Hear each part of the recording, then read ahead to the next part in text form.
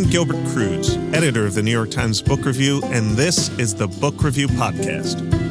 Before we dive into this week's episode, a few notes for you. First, next weekend is Memorial Day here in the U.S., so we'll not have an episode dropping on Friday, May 21st. But the week after that, we're going to have a great episode. It's going to be our next book club discussion.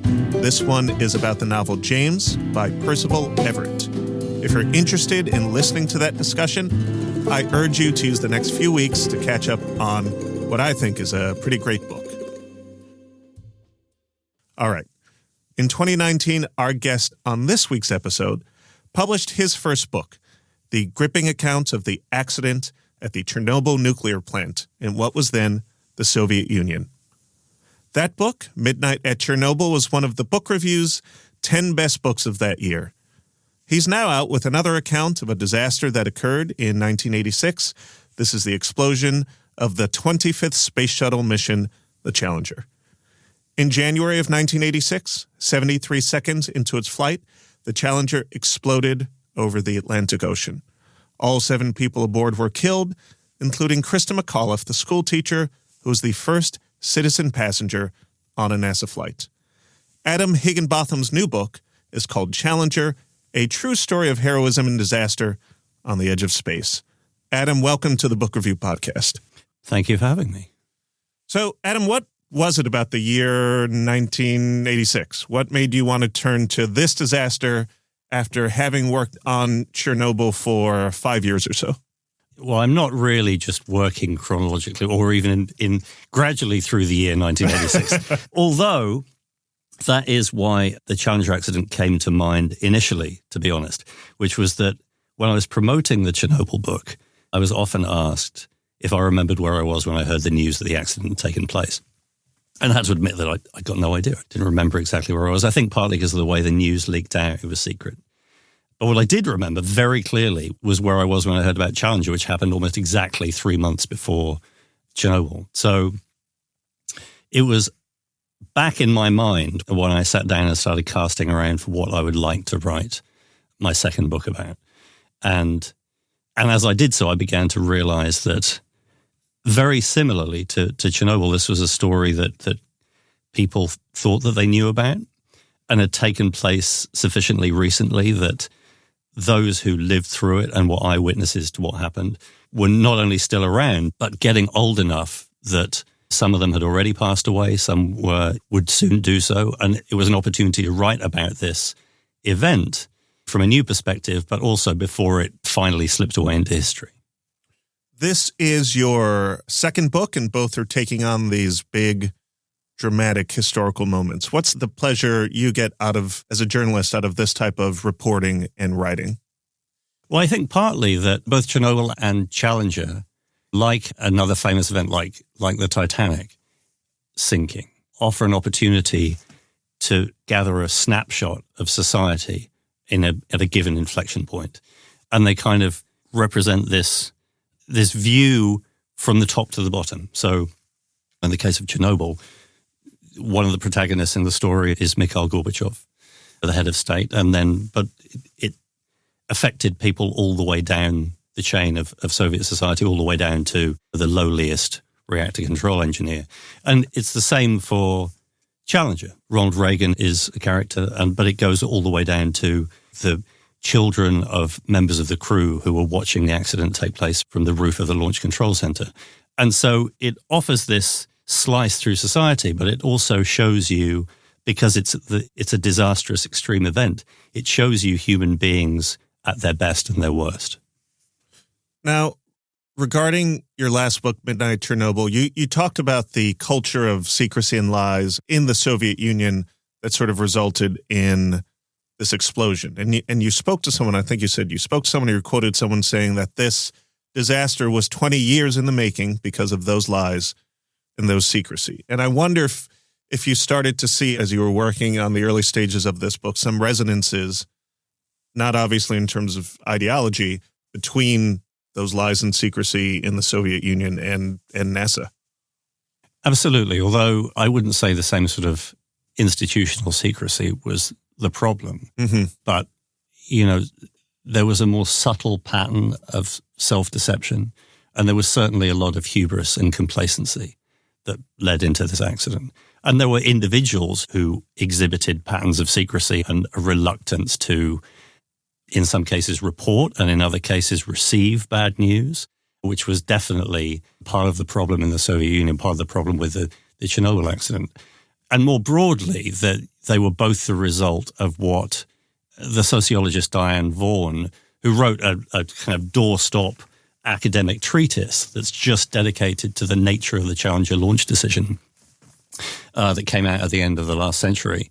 She called the normalization of deviance, which is this idea that in complex decision-making processes like those leading to the Chernobyl accident and the Challenger disaster, those concerned with making the decisions start off with a series of extremely carefully governed and defined practices for what constitutes acceptable risk and normal behavior. But then gradually over time, they subtly and almost unconsciously expand what they deem to be acceptable without even realizing it, so that months or years down the line, they've started to accept engineering standards in the case of the shuttle disaster that to an outsider coming in cold would be obviously extremely dangerous. And so they kind of, Richard Feynman, who ultimately served on the Rogers Commission examining what happened, said afterwards that he felt that they fooled themselves. You mentioned this doorstopper of a book that you just read. The bibliography in the back of your book, as well as the list of interviews, speak to the number of people that have spoken about this already, the number of books that have been written, documentaries that have been made. What did you hope to bring with this account, given that it's been pretty well documented and a lot of people have their own memories because we saw it in real time of what happened that day? Again, it's similar to what I discovered when I started work on the Chernobyl book, which is that you're right. I mean, there's been an enormous amount written, an enormous amount of television coverage, and films have been made about this. But what the two stories have in common is that a lot of that writing in particular was either academic or technical in nature or were individual memoirs. And so there's a vast collection of material out there.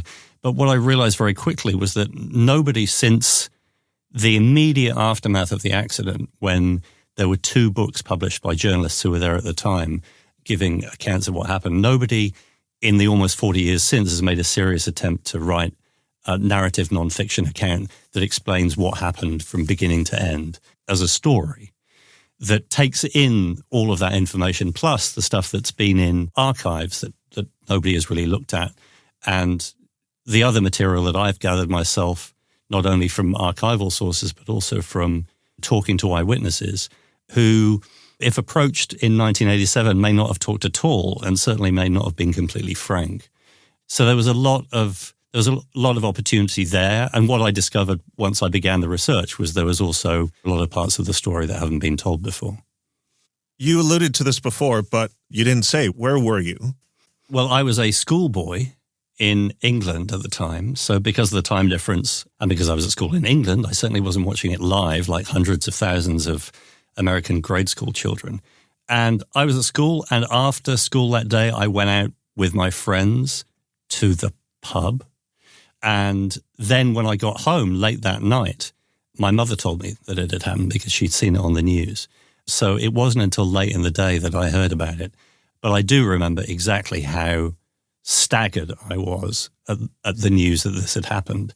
And I think that part of the reason that the story is worth revisiting at this point is not only because there are so many people who weren't even alive at the time the accident happened, but if you weren't around at the time, it's hard to conceive of exactly how shocking it was that this organization, NASA, that had built this amazing reputation for being able to constantly do things so audacious and technically sophisticated that they seemed almost impossible, and to do those things again and again, that something like this could have happened. A catastrophe like this seemed literally inconceivable, which is part of the reason why, when you go back and you look at the footage shot on the ground at Cape Canaveral at the time, what happens when the shuttle disintegrates in front of these crowds of thousands of people is not that there's immediate shock and upset, but people are kind of silent. Some people cheer because they think that this is a an expected part of the process of ascent to space,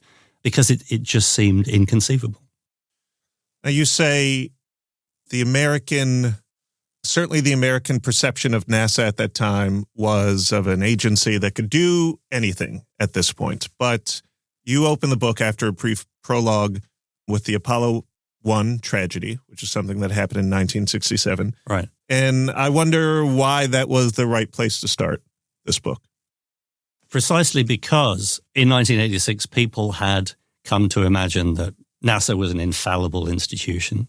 And part of the reason for that was that although they had indeed had this one terrible tragedy in which 3 astronauts died on the launch pad in a fire, their subsequent successes, 2 years later, they landed 2 men on the moon, eclipsed that. And people by 1969 had begun to forget even that tragedy in 1967, which kind of threatened to upend the space program and the agency completely.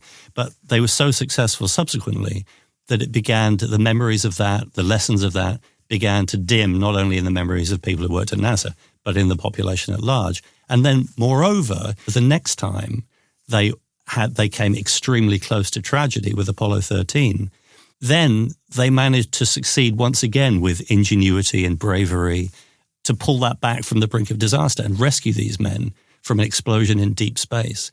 And so the way that was remembered and conceived of and represented at the time was not of a terrible tragedy, but of what they called a successful failure. So that helped to build this mythos of the infallible group of slide rule wielding engineers who could do anything.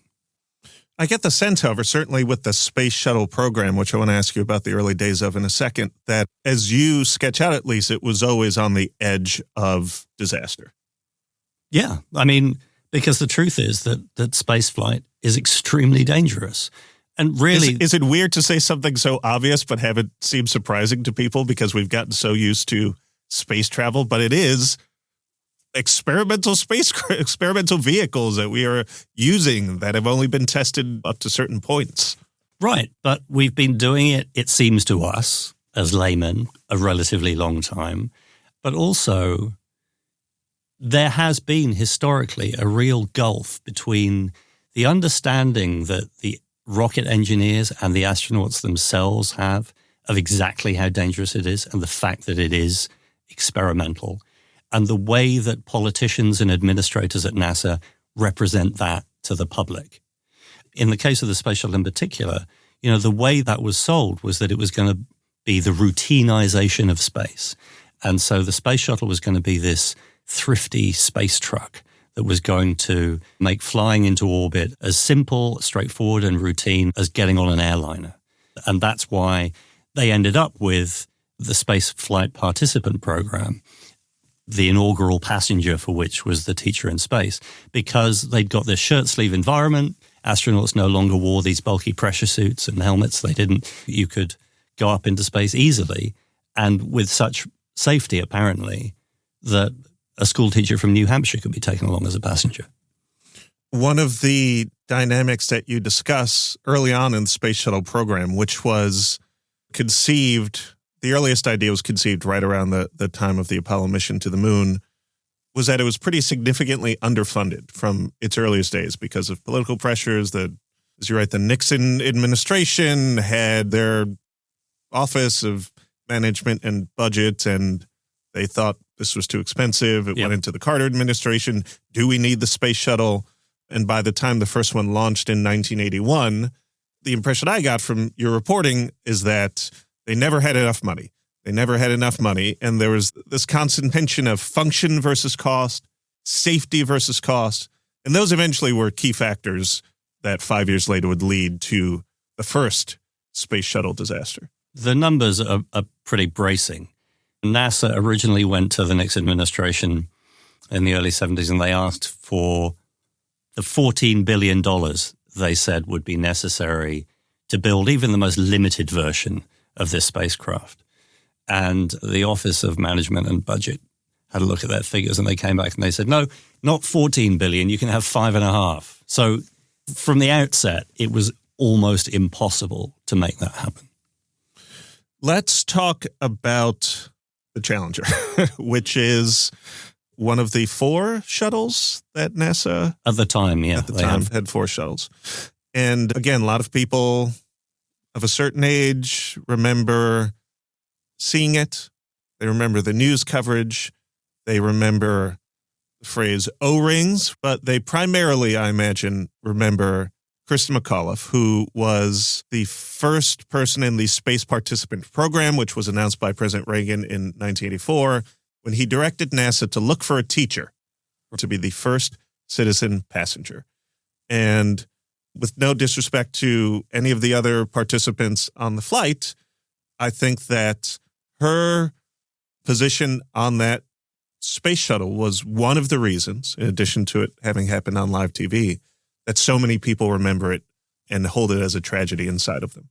What you've just described is also part of the reason I wanted to write this book, was because so many previous accounts have concentrated on her almost to the exclusion of the other 6 members of the crew, each of whom have had these amazing stories that brought them to the launch pad that day, which even I, after I'd been researching it for a while, still kept finding these kind of surprising details about them. So I think that the presence of Kristen McAuliffe on the flight is what makes the Challenger disaster, what made the Challenger disaster at the time resonate so powerfully in the minds of all Americans.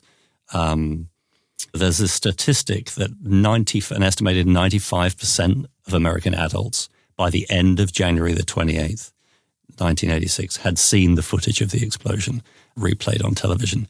And one of the reasons that was such a shattering experience for so many people was McAuliffe really represented a sort of every man's dream of being a participant in spaceflight.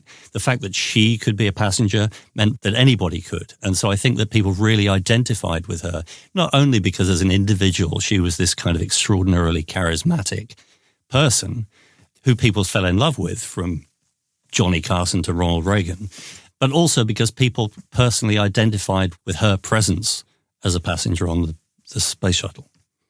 What did you discover about the other participants on the Challenger flight that was particularly interesting for you as a researcher and a journalist? I mean, one of the characters that, and these are real people, but one of the people that popped the most to me was Ron McNair, who just seemed like one of the most fascinating people that's ever lived. He's an astronaut. He's a karate expert. He played the saxophone in space. He just had all these levels to him. What an amazing person. I mean, to be honest, the fact that Ron McNair is not kind of a name on everyone's lips that everyone knows about and is not being the subject of his own kind of biopic, I found kind of astounding. Because you're right. He's a guy who grew up one of 3 children in Lake City, South Carolina. And as a boy, he and his elder brother picked cotton in the fields near where he lived to make a bit of extra money. But then he went on from this background, he went on to get a doctorate in laser physics from MIT. He was, as you say, a black belt karate expert who not only dedicated himself to learning to do this himself, but then went into local communities and taught kids to do karate. He then joined NASA, became the second African-American in space. And then in the months leading up to the Challenger mission, he entered into this agreement with the French electronic musician Jean-Michel Jarre to perform a song that Jarre had written specially for him in orbit on Challenger using a special small saxophone that he was going to take with him, and that this would be recorded live, downlinked from space by Jarre, and then incorporated into a forthcoming performance that he was going to do to celebrate the anniversary of the establishment of Houston in 1986. Amazing guy. Yeah. We'll be right back.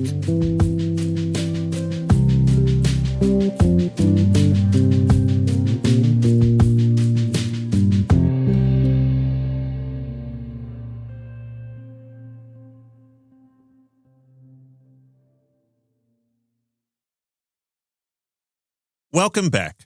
This is the Book Review Podcast, and I'm Gilbert Cruz. I'm here with Adam Higginbotham, the author of Challenger, A True Story of Heroism and Disaster on the Edge of Space, his new book, which tells the tale of the 1986 Challenger space shuttle disaster.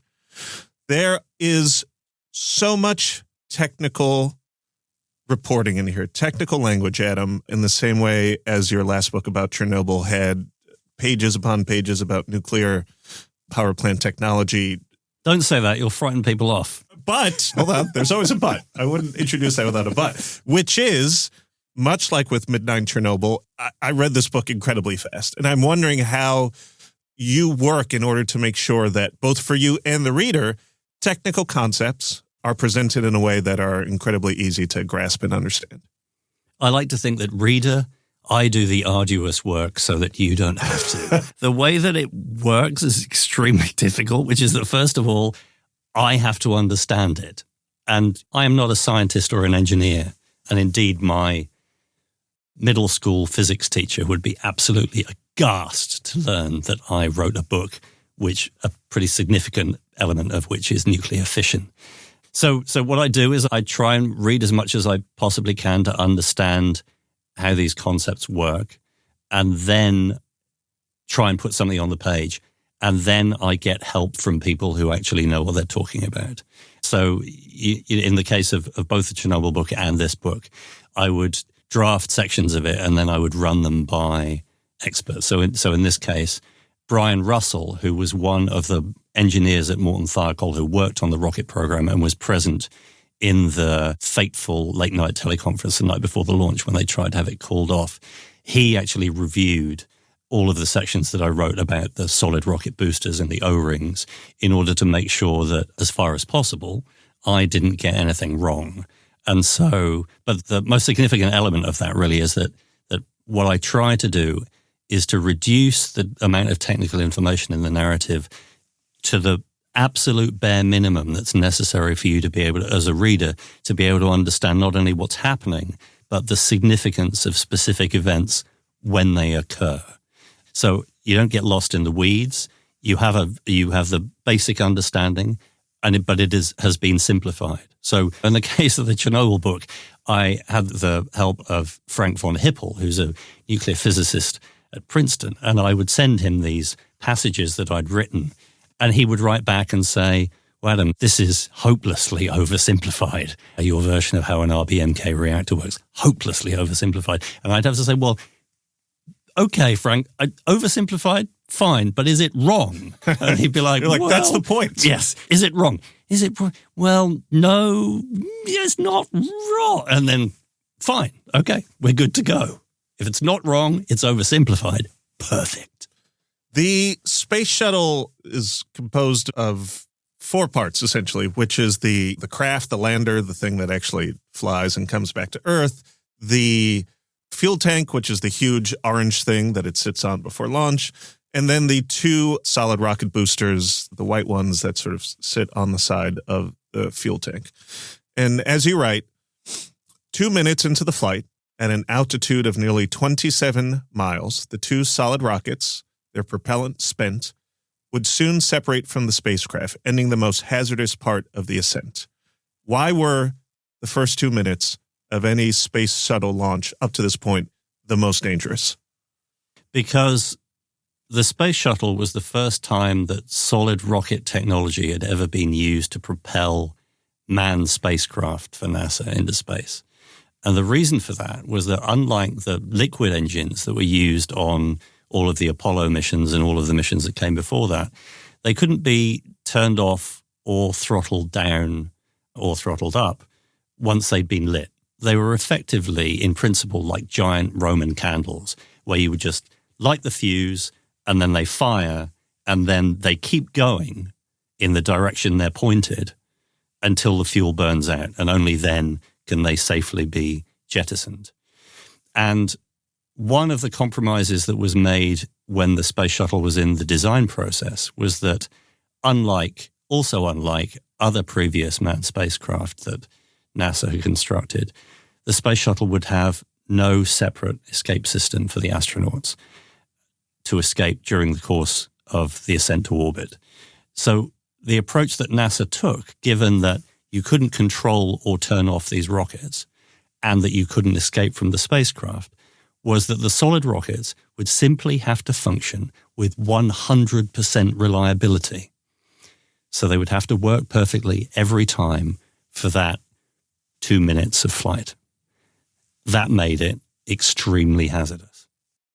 And as we know, and as I know from reading your book, and maybe is obvious now following the Challenger disaster, they weren't perfect. And not only were they not perfect, and not only were they not 100% reliable, but for years leading up to the disaster, there had been problems, we know now, in the solid rocket boosters. And this is one of the sort of technical things that you make very legible, which is this conversation about joints and O-rings. And I think everyone who read the news in 1986 and lived through it probably remembers this phrase and remembers hearing about it on the news, remembers hearing about it coming out of all the testimony that occurred in Congress in the months afterwards. But why did the Challenger blow up?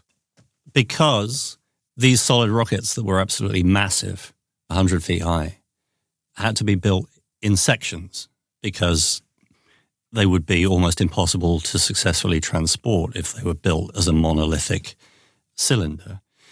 And this meant that they were constructed at the factory of Morton Thiokol in Utah and then transported in these sections all the way across the country, where they were delivered to the vehicle assembly building at the Kennedy Space Center in Florida. And there they would be stacked one on top of the other until they formed the fully formed rocket. So there were these field joints, is what the engineers called them, that formed the joints between each of these sections.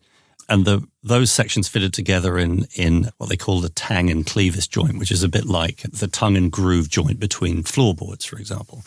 But then in order to make the seal between those joints as tight as possible, they packed those joints with fireproof putty and with a pair of artificial rubber O-rings, which encircled the joint and in theory made it gas tight.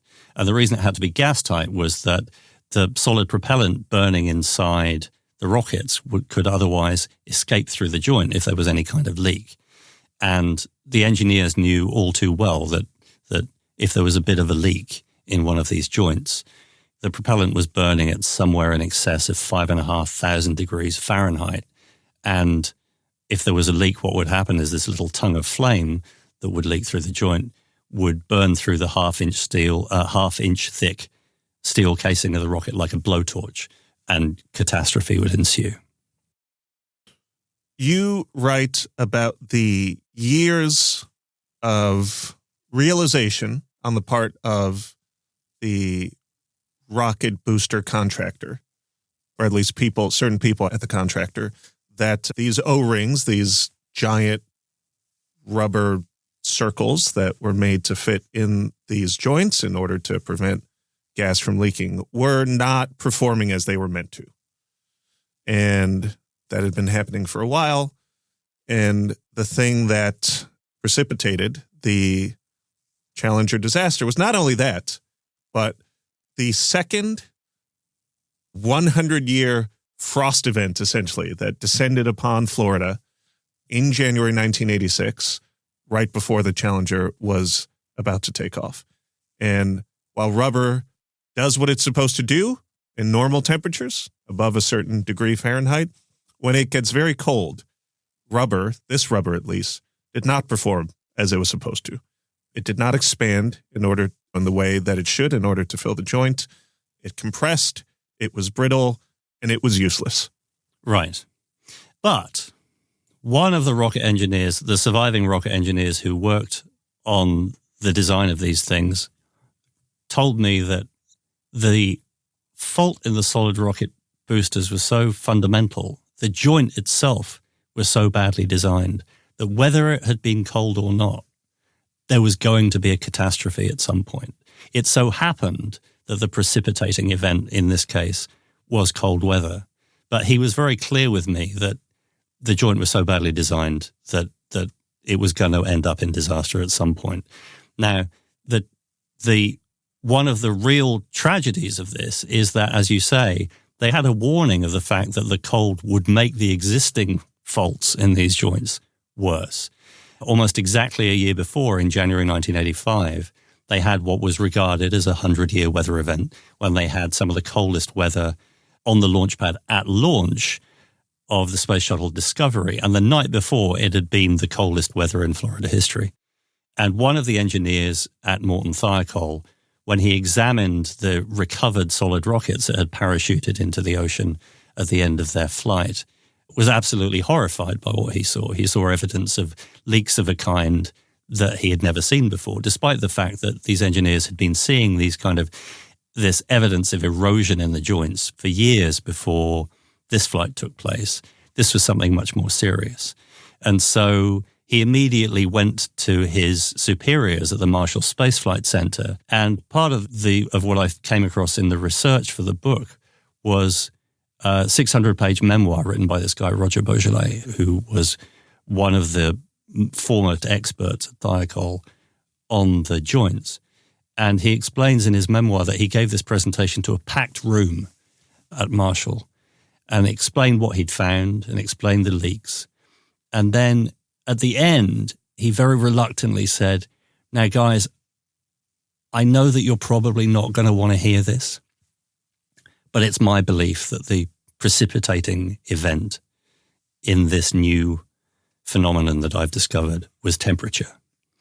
And he writes that when he said that, the room was completely silent for a few seconds. And then from the very back of the room, somewhere out of sight to him, he heard a voice say, "You're right, Rog. We don't want to hear it." And that continued to be his experience for another year. He desperately tried to draw people's attention to the fact that there was something really wrong with these joints. And Morton Thiokol did actually form a task force to study the problem. But the truth is that not only all the other engineers there, but Beaujolais himself believed that because this had been a 100-year weather event, they were going to have time to fix the joint before anything catastrophic happened.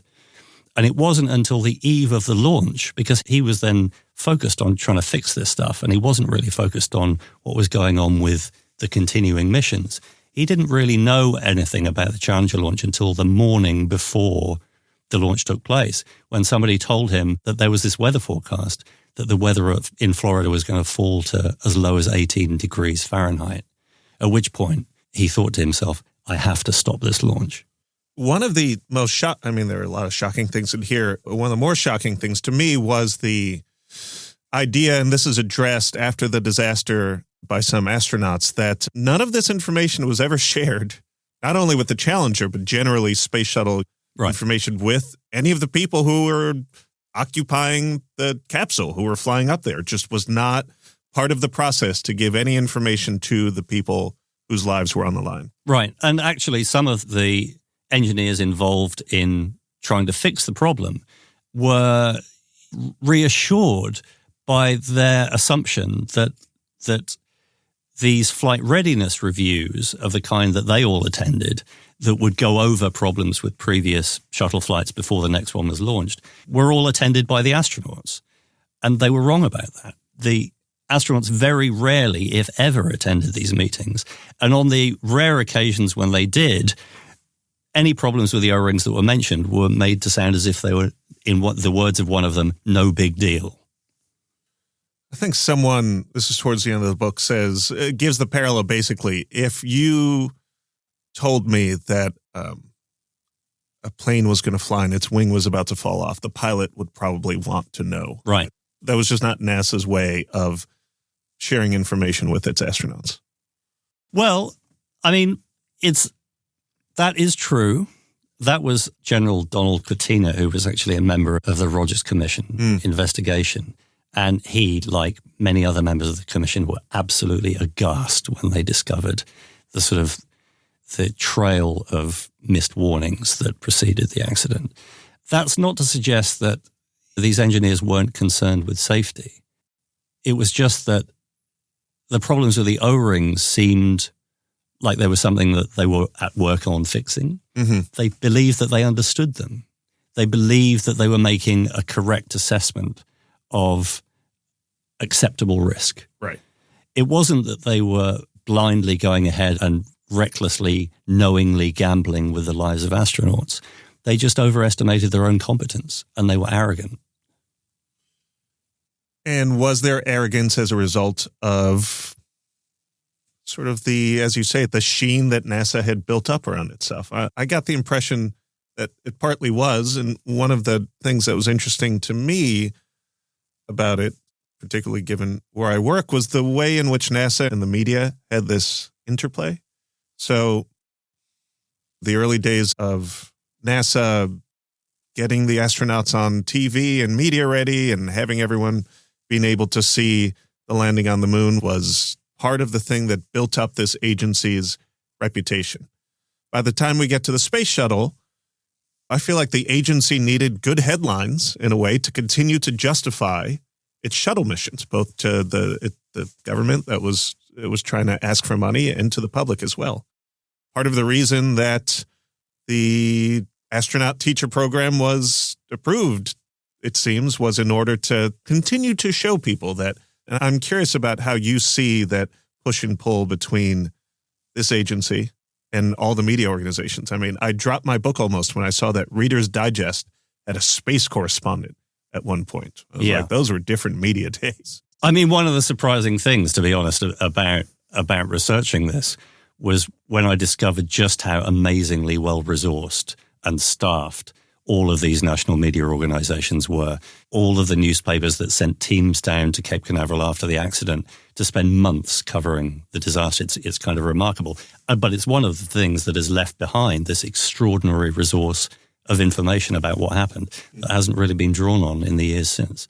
But what you're talking about, I think, is part of what I came to think of as a sort of the original sin of NASA, which is that as an agency, they came to believe very early on that in order for their programs to continue, in order for the agency to continue, certainly in the wake of the moon program, they needed enormous public enthusiasm and engagement in order to keep winning congressional approval for their budgets, in order to keep getting money.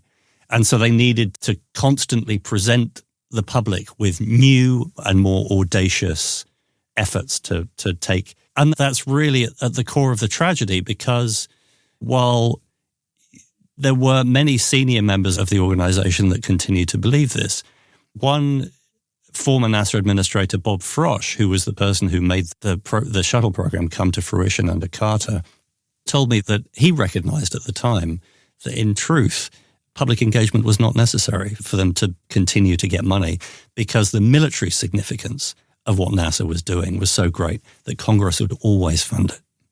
As we get in the third section of the book towards the actual disaster itself, I found look, we all know what's going to happen, but I found myself, this is not exaggeration, looking away. I wanted to keep going, but I also didn't want to keep going because I knew where it was going to end up eventually. And that is a result of the events themselves, but also as a result of how you structure essentially the cross-cutting, the events that are happening. And there is rising tension. And you are a nonfiction writer. And I wonder what your thoughts are as you're writing this about what are the ethics of writing tension about this terrible tragedy that I'm doing here? I actually found those sections of the book very hard to write. And I realized in retrospect that because I wrote almost entirely in chronological order, that I actually delayed writing those sections of the book for as long as I could.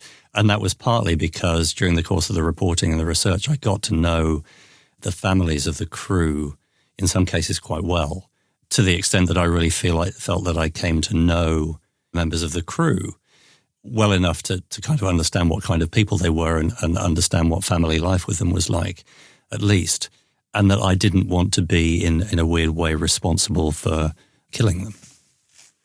In terms of the ethics of it, I mean, I don't think that any member of the crew's families would want the lessons of a disaster like this and the consequences of it and what was lost in the Challenger accident to go forgotten. So I think that there's, whether it's tense or not, I think that laying out the reality of what this means to the people involved is a worthwhile endeavor, difficult as it might be to do and to read. What do you think you've learned about organizations, about groups of people after writing these two books that are grounded in As I said, two different sort of ideological environments, but the thing that they both shared is that these disasters came out in some way out of organizational failures. Well, I mean, there is a sort of institutional interpretation of how these failures come about, which is what Diane Vaughan's book is really about. It's about that idea of the normalization of deviance and of sorts of groupthink. But what I found when I began looking into the archival material and talking to the individuals who were there at the time was that no matter how big the organization gets and no matter how complex and broken internal communication might become, these events are always going to come down to individual human beings and individual human frailty. And to me, one of the most arresting moments in the research was when I realized that the decision in this late night teleconference that took place the night before the launch, there's a moment where the head of engineering at Morton Thiokol is asked to be the fourth member of the senior engineering team to vote on whether or not to reverse their pre-existing recommendation. And that recommendation was not to fly. And his three colleagues, including his boss, have already said that, yes, despite listening to their own engineers presenting all of this data about how they believed that cold weather was going to make launching extremely dangerous, they would reverse their recommendation because they definitely got the impression that NASA did not want them to say that they didn't want to fly. And there's this terrible moment when this guy, who is by all accounts a well-liked colleague, an excellent engineer, is sitting in this conference room and all eyes in the room turn on him. And it's clear from the way that other people who were there at the time describe his behavior.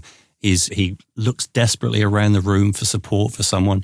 He kind of starts to get up from his chair. He wipes a hand across his face. And in the end, he just doesn't have the spine to stand up to the pressure of everyone else in the room. And he just throws his hands up in the air and he says, "Okay, let's fire." And from that point onwards, it was too late. So these sort of individual personal decisions sometimes that disasters like this can come about. Exactly. Adam, thank you so much for coming on the Book Review Podcast. A fascinating book, Challenger, a true story of heroism and disaster on the edge of space. Really appreciate you coming on. Thank you for having me. That was my conversation with Adam Higginbotham, author of Challenger, a true story of heroism and disaster on the edge of space. I'm Gilbert Cruz, editor of the New York Times Book Review. Thank you for listening.